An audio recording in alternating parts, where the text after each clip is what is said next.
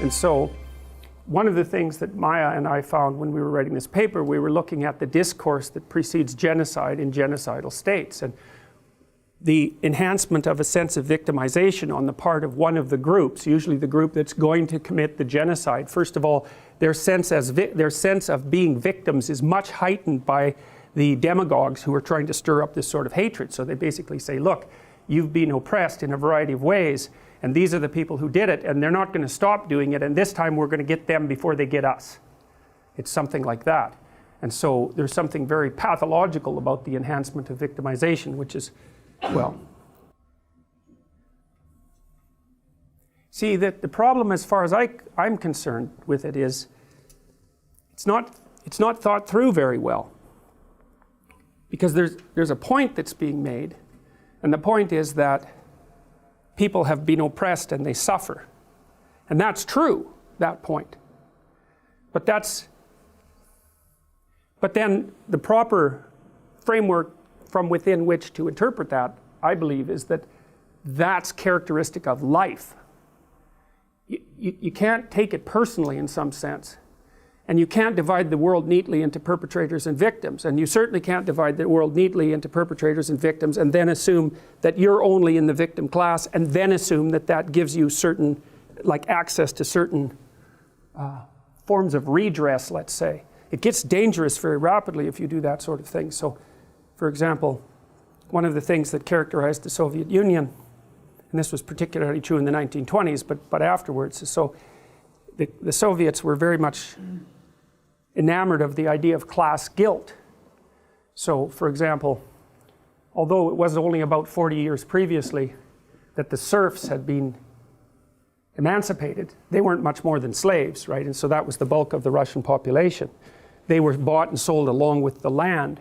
So they had been emancipated, and some of them, many of them had turned into independent farmers, and some of them had become reasonably prosperous because, at least in principle, I presume a certain proportion of them from being crooked, but I presume a larger proportion from actually being able to raise food. And of course, at that time, the bulk of the Russian food population was produced by these relatively successful peasant farmers. And relatively successful would mean maybe they had a brick house or something, and maybe they had a couple of cows, and maybe they were able to hire a few people. And so, you know, it wasn't like they were massive landowners or anything.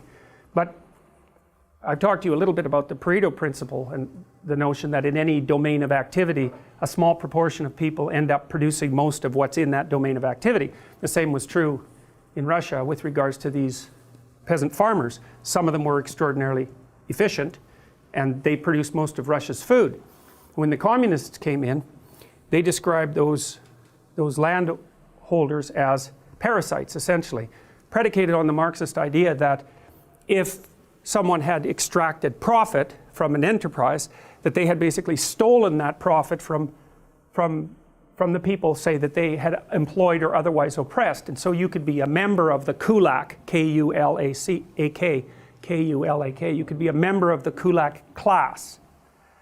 And then because you were a member of that class, you were automatically guilty. And so what happened was, and you got to think this through to really understand what happened. So what happened was the intellectual communists were sent out in cadres out into these little towns to find people who would help them round up the kulaks. Now you got to think about what a small town is like, because, so imagine you're in a town and there's 3 or 4 people or maybe 10 people or something like that who are a little more successful than everyone else. And a certain number of people are going to be fine with that and maybe even happy about it because they regard those people as particularly productive and, you know, as stalwart members of the community, regardless of their flaws. But there's going to be some people who are not happy about it at all, that are going to be very resentful about that and jealous. And so those are going to be people whose characters, I would say, are of the less positive type. And so when the intellectuals came in and described the reason that these people should be treated as parasites and profiteers, then it was the resentful minority in those towns, and that would be the kind of guy that hangs around in the bar all the time and is completely unconscientious and fails at everything and then blames everyone else for it. The intellectuals came in and said, here's this is unfair that this happened to you. You've actually been victimized, and now it's your opportunity to go have your revenge. And so that's exactly what happened. Now, in some of the villages, sometimes the peasants would actually surround the farmsteads of these more successful people and try to defend them, but that never worked out for very long. And so then these mobs, these angry mobs, would go into the farmhouses and strip the place right down to nothing. And they packed these people up and sent them on trains with no food out to Siberia, where there was no place to live. And so that they were packed into houses, you know, maybe they had a square meter each to live in, and all their children died of typhoid, and many of them froze to death. Many people died. Millions of people died as a consequence of the dekulakization, at least as a consequence of its total effect. So what happened then was that there wasn't any food produced. And so then 6 million Ukrainians starved to death in the 1920s, which is something you never hear about, right? You never hear about that. Why do you never hear about that? That's a question worth asking. You know, it was an absolute catastrophe. They used to, so these people were starving, right to the point of cannibalism, right? I mean, it was ugly as anything you could possibly imagine. If you were a mother, and so you're supposed to hand all your grain into the central committee, mostly for distribution into the cities. You didn't get to keep any for yourself. And so maybe then afterwards, if you were a mother, you'd go out in the fields that had already been harvested, and you'd pick up individual grains of wheat.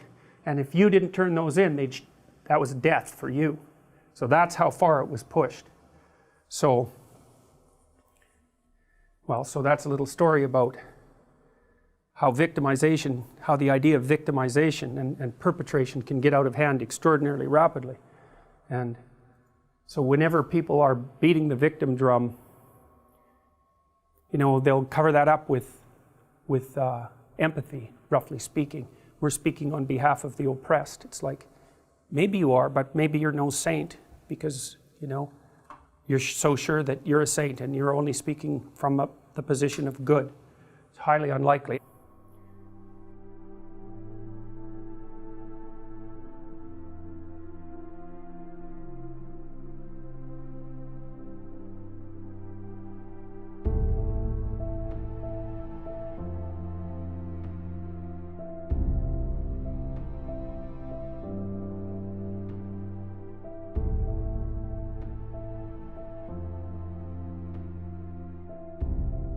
I hope you found this animated lecture selection engaging and useful, and would like to thank the AfterSkool team for their work and their generosity.